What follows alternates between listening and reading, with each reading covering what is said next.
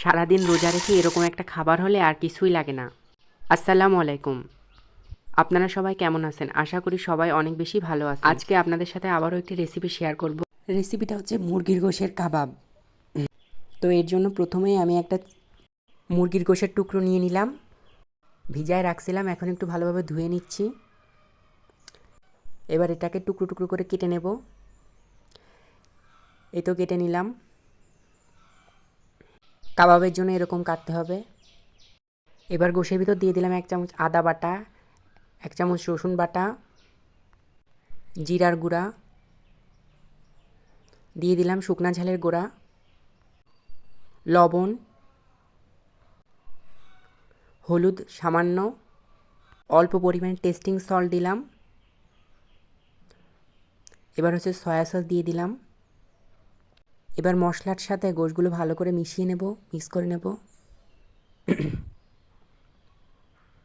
একটু মিক্স করে নিচ্ছি ভালোভাবে। ভালো ফ্লেভার আসার জন্য কাঁচামরিচ দিয়ে দিলাম আর তেল দিয়ে দিলাম। এবার আবার মিক্স করে নিচ্ছি ভালোভাবে। সব কিছু মিক্স করার পর এবার রেস্টে রেখে দেবো 1 ঘন্টার জন্য। এই তো রেস্টে রেখে দিলাম। এবার এইদিকে একটা টমেটো আর একটা পেঁয়াজ নিয়ে নিলাম। এবার এটাকে এরকম খণ্ড খণ্ড করে কেটে নেব। টুকরোগুলোর ভিতরে একটু লবণ, একটু ঝালের গুঁড়া দিয়ে মিক্স করে নেব। এবার রেস্টে রাখা গোশগুলো বের করে নেব। এই রেস্টে রাখা গোশগুলো আর পেঁয়াজ আর টমেটো টুকরোগুলোর সাথে ভালোভাবে মিক্স করে নেব।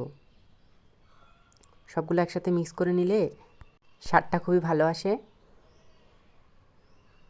এবার কাবাব তৈরি করার পালা। কাবাব তৈরি করার জন্য আমি হচ্ছে কাঠের ভিতর পেঁয়াজ, মুরগির গোশ, টমেটো ভরে কাবাব তৈরি করে নিলাম। এই তো আমাদের কাবাব তৈরি হচ্ছে। সবগুলো এভাবে আমি বানিয়ে নিলাম। এই তো সবগুলো বানানো হয়ে গেল। এইবার এগুলো ভাজার পালা।